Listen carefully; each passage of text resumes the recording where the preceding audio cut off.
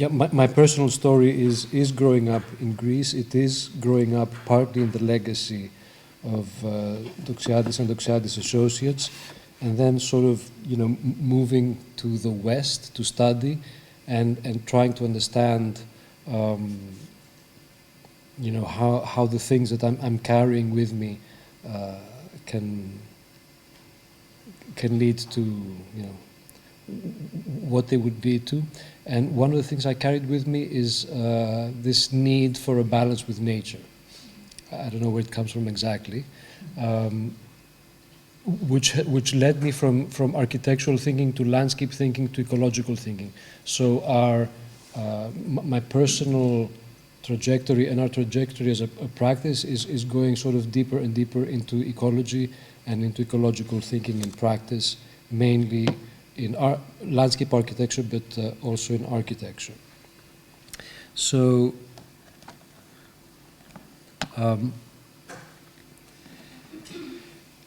so today I'm going to try to look critically at one of the master plans, the master plan for Skopje, through the lens of landscape ecology and ecological design. So, Doxiadis Associates is considered a pioneer or an early adopter of ecological thinking in urban design. For Doxiadis, nature is one of the 5 elements constituting the human environment, and the Doxiadis Associates' theoretical approaches call for an integration of natural systems into urban design. So that's the theory. And that was in the 1950s, 60s, early 70s. Today, ecological thinking and its relationship to physical design is at a significant level of development compared to the 60s. And landscape ecology, as Mantha already stated, is a recognized field of study with crucial input for design. Ecosystem services are assigned monetary value, while ecological principles are becoming part of good practice, and in the case of the European Union, at least, state policy.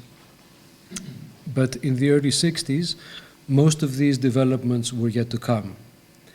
Even today, or maybe especially today, it is valid to examine design for true ecological consistency. Even more so for the 1960s, or interestingly for the 1960s, where ecological practice was still underdeveloped. So we cannot help but ask, today, as in the case of the 60s, if references to nature were a kind of greenwashing, if they were a sales tool of sorts, or if they were elaborated seriously. And even if they were elaborated seriously, were they done so in an anthropocentric viewpoint, or were they done in a, with a clear ecological conscience? So, using the lens of contemporary landscape ecology, we can examine Doxiadis Associates' designs to determine the degree to which they met the goal, the self-set goal of designing with nature. And today we will look through that lens at the 1964 master plan for the city of Skopje. Now, for Doxiadis, the 5 elements constituted the human environment, and in his iconic graph, nature was on top. So we will perform a kind of both valid and invalid assessment, looking through the lens of current ecological and landscape ecological understanding at something which was created without this level of knowledge at the time. A brief history of the master plan. Skopje was sort of one of the second-tier Balkan Ottoman cities, which then becomes the capital of the Yugoslav state of Macedonia. And in 1964, there is a massive earthquake. Sorry, in 1963, there is a massive earthquake, which is, there's a lot of death and injury. And about 2/3 of all the building stock is destroyed. And the UN steps in. Of course, there are international politics involved at the time. Together with the Yugoslav authorities, and through the Technical Assistance Board and the Special Fund. These are a few images of post-earthquake Skopje. Through the Doxiadis sort of photographic review that was one of the standard methods of operation of Doxiadis Associates. And this is again a Doxiadis Associates map of the degree of destruction. So most of the medieval part of the city especially was heavily damaged by the earthquake. Now, Doxiadis Associates was selected in 1964 for the, planning the reconstruction, and this was not done as sort of a separate unit, but it was done in collaboration with the Institute of Planning and Architecture of Skopje and of the General Directorate of Reconstruction. So it was sort of private enterprise and the public working together. And the goals were to create an outline plan for the redevelopment of Skopje with the long-range development of the city, to prepare a phasing program for this development, and to provide cost estimates. It was a real kind of feasibility at the time. Doxiadis Associates, as usual, went through the extensive sort of technocratic approach, looking at various existing situations, projections, et cetera, and then started producing thinking that covered all scales from regional planning down to design of buildings, streets, door modules, etc. Sewage system, sort of a very, very integrated approach. And this is sort of the most iconic document, which is the resulting master plan and the phasing plan.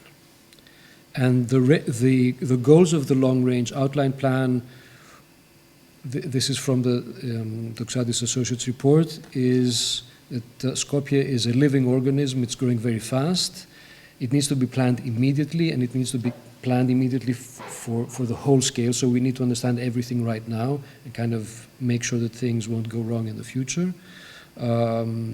It should, however, also be open to discussion and alteration, and it should be open to possibilities for dynamic expansion.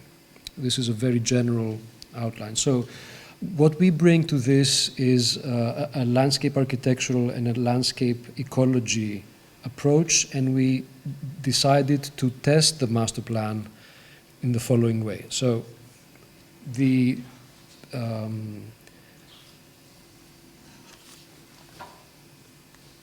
is Skopje within the south Western Balkans, within an area that is almost, there's very low levels of urban development.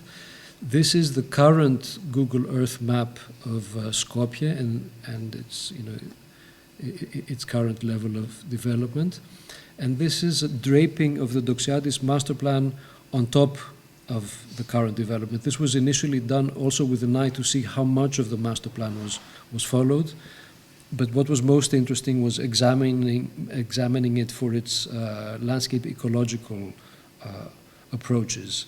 So, we're able to take various views and various scales to do this approach, and we have certain, if we come to a project as landscape architects, we have certain criteria that landscape ecology sort of calls for in fit to nature and natural systems. And by making these very simple, we would call them topography, hydrology, soils, biodiversity and connectivity, and dynamics, sort of a recognition that the system is not static but is open to change. So we take each one of these lenses and start to examine the master plan for fit. So in terms of topography, the master plan documents mention that the region forms an important part of the Balkan Peninsula, which is divided into two parts by massive mountain formations from the Adriatic to the Black Sea, and thus the only connections north and south of the mountain ranges are through narrow passages formed by the main rivers and the two narrow coastal strips. The two most important of those are the Vardar and the Struma valleys. And that is what the plan is showing. And it's a sort of, again, a typical sort of Doxiadis Associates approach, going from very large scale to small scale, but here already they're treating topography as one of the main determinants of urban growth, and also of the growth of networks.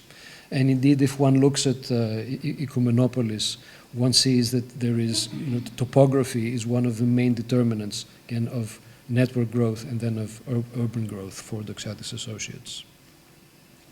It's also very clear in these early sketches that large-scale topography is considered the main factor in the development of the city. And there's one of the paragraphs in the master plan documents is that the size, formation, and general topographic characteristics of the valley dictate the proper solutions for the main transportation lines, which will now or in the future cross the area.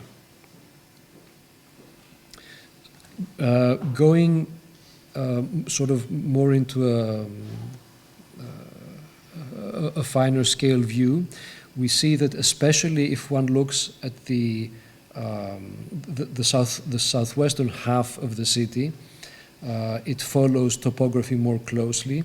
On the northern part of the river, it kind of spreads a bit more undifferentiatedly over the existing land.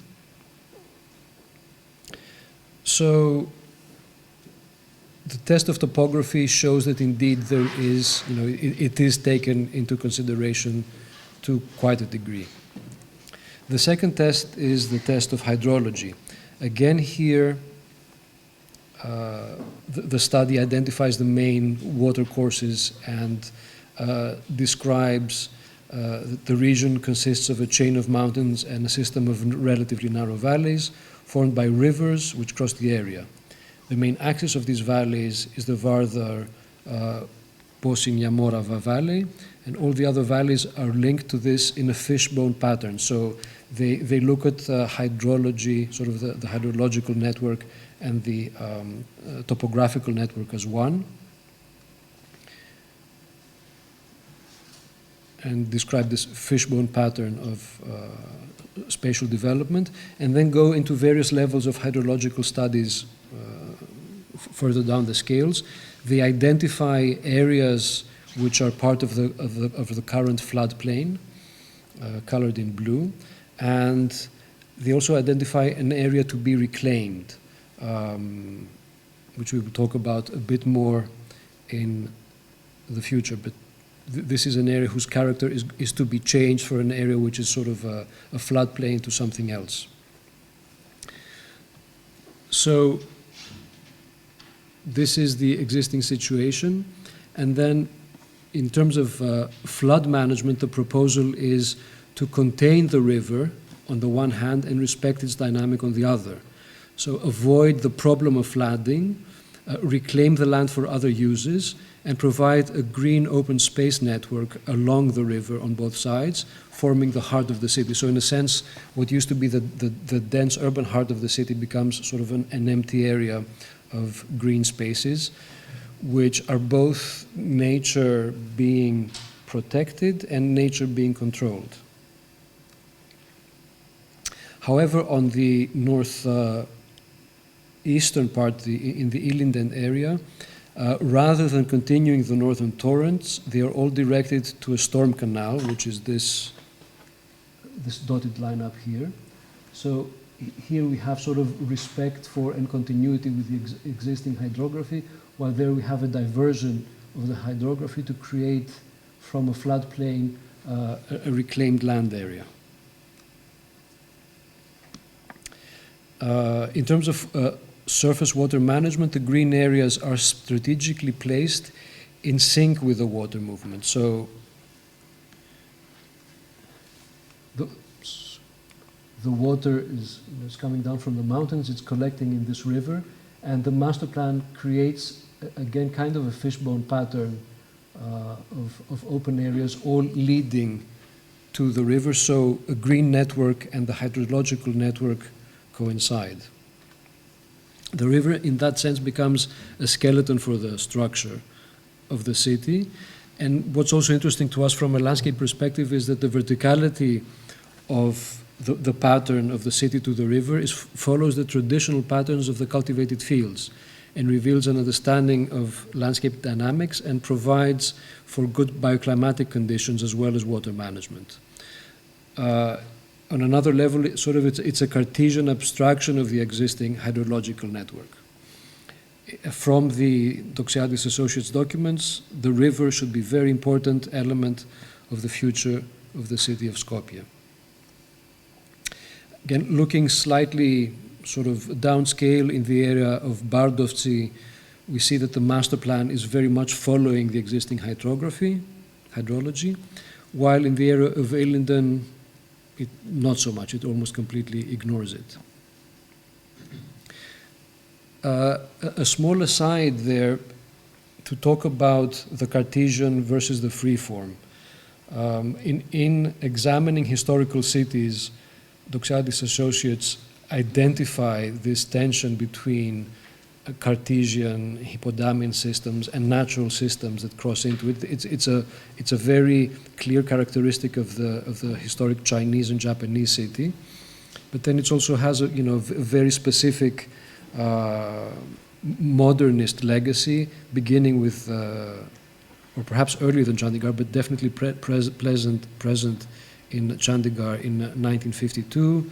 Present in Doxiadis Associates Baghdad master plan of 57, present of course in Islamabad, and it's interesting to see also in Islamabad how this sort of conceptual design, what kind of results it leads to, how these sort of conceptual models lead to a kind of reality today which is in fact freer and more textured than the initial model, but still provides for a continuity of networks.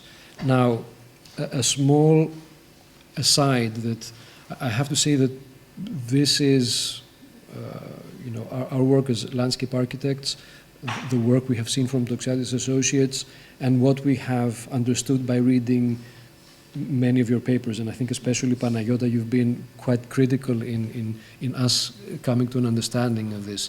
What's interesting for me here are two things. One is that clearly in talking about the urban ecological, the natural balance, Doxiadis is thinking of it in zoning terms. So everything is zones and neatly organized. But the second is that there is the maybe sort of unconscious presence of spatial design as symbolic design. So when looking at the designs of Corbusier or of Doxiadis, etc., it's not necessary for natural systems either to follow wavy lines or to follow straight lines.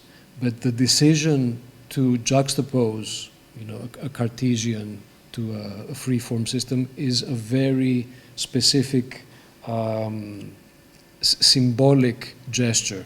And I think that part of what was happening in the 60s and clearly part of what is happening today is the idea of, ecology as a kind of symbolism and physical design as a kind of symbolism of ideologies of coexistence. The third important element one would look at from a sort of ecological design perspective would be soils.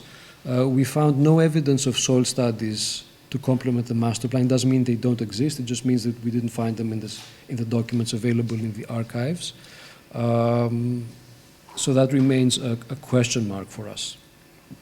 In terms of biodiversity and connectivity, which are among the most important aspects of landscape ecological design, beginning with the master plan, we check it against the main tools and tenets of landscape ecology. The first is the idea of patches, and the patch is sort of the smallest unit of an ecological system, and when designing for ecology, there are various values to follow. In terms of patches, the patches have to be of various sizes, they have to appear at various scales, they have to have special relationships to each other that allow for movement and connectivity, etc. And we find that this kind of patchiness exists in the master plan, so sort of it's a relatively good fit in terms of sort of the bigger scale.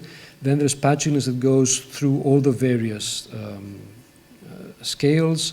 The idea of detaching the highways and the express traffic roads from the river and lowering speeds adds to the connectivity of the various patches and creates sort of a pattern of a large patch in the middle with smaller satellites patches around, which is sort of what a current landscape ecological design would lead to. And there are patches of nature at all urban scales, from the master plan to the neighborhood, to the street, to the building block, and then to individual buildings. Then we have the idea of the corridor, which are elements that connect the various ecological units and the patches so that these can function in tandem. And again, connectivity as an idea seems to exist in the master plan, although it's not a fully connected connectivity. I mean, there are cases where things are connected and cases where things are disconnected, which is not what you would do currently. And there's also the idea of connectivity with the wider, sort of more natural areas, but again, there is connectivity, but there's also loss of connectivity in ways that one would not wish to have from a strictly landscape ecological lens. And even down to the scale of the roads, however, one imagines that through the road network, which has green strips, etc., this kind of connectivity could be reconstituted. And then there's the idea of the mosaic, which is how the various geometries and elements come together. And again, connectivity and multiplicity is an important part of the mosaic. And by looking at the master plan, the mosaic of the nature areas is indeed varied and often connected. Ideally, however, one would have wanted from a landscape ecology perspective for the master plan to have extended and for this connectivity to have included the greater area, the hills, and the existing streams. Finally, in terms of green infrastructure, there is the idea of connecting the regional's natural areas by creating these perpendicular eco-corridors along the valleys. There's the idea of the rhythm of continuous green corridors throughout the design that stitch it together to a degree with the mountains. In the textual description of the master plan, referring to the major green areas indicated in the plan, the effort was to create a zone running along the river and the proposed central zone, which will provide adequate green and recreational spaces right in the heart of the city and in all its length. Recent information on seismicity indicate the areas which are allocated along the river for green and recreational purposes as areas where no construction should take place, making thus necessary for another reason the proposed land use. So they used two arguments to support this idea of a central green corridor. Apart from the said central zone,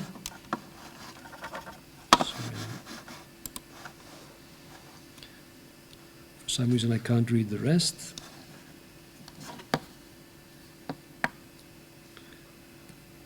Okay.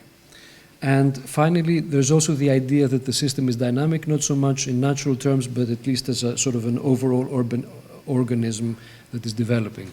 So if one were to make, and I have to say this is, compared to much of your work, which is years in the making and quite deep and interesting and multi-layered, this is our first approach, sort of rather simplistically, at examining one of these master plans.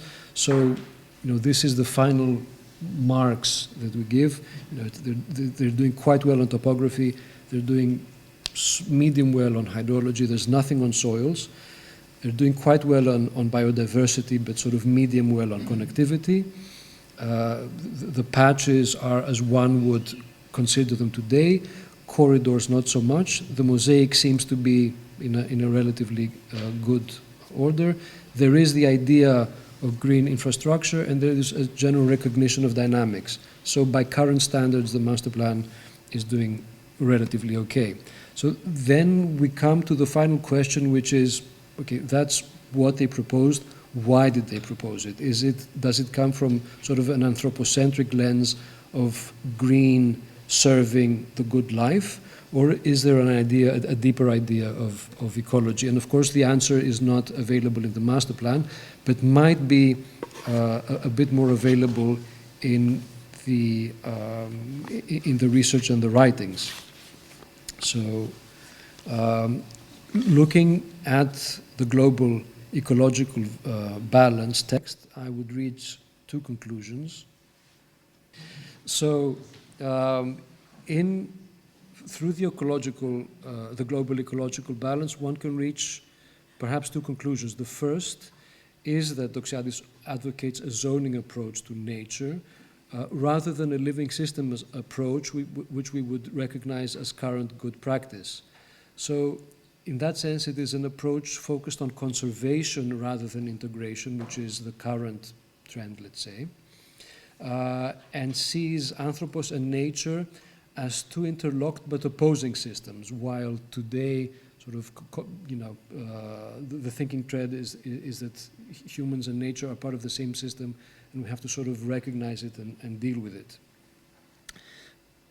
So the second are the actual proposed zones themselves. And Panita showed a very good slide of that.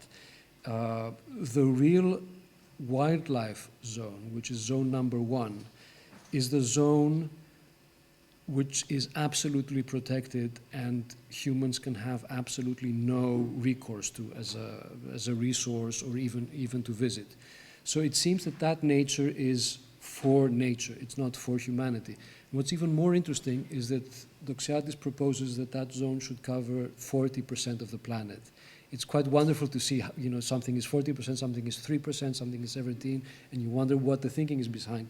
But the idea that this completely free of human zone, the zone that is for itself and not for human use, is 40%, I think does show a non-anthropocentric approach, firstly, and secondly, it's quite interesting that it coincides very much with the most recent developments from thinkers such as E.O. Wilson, who are now advocating that the balance, the current global natural balance, will require approximately 50% of the Earth's surface to be sort of what Doxiadis would call Zone 1. Now I'm sure that Panita, Ahmed, and Irini, you have much more insight into this, so I'm interested to hear what everyone else might have to say.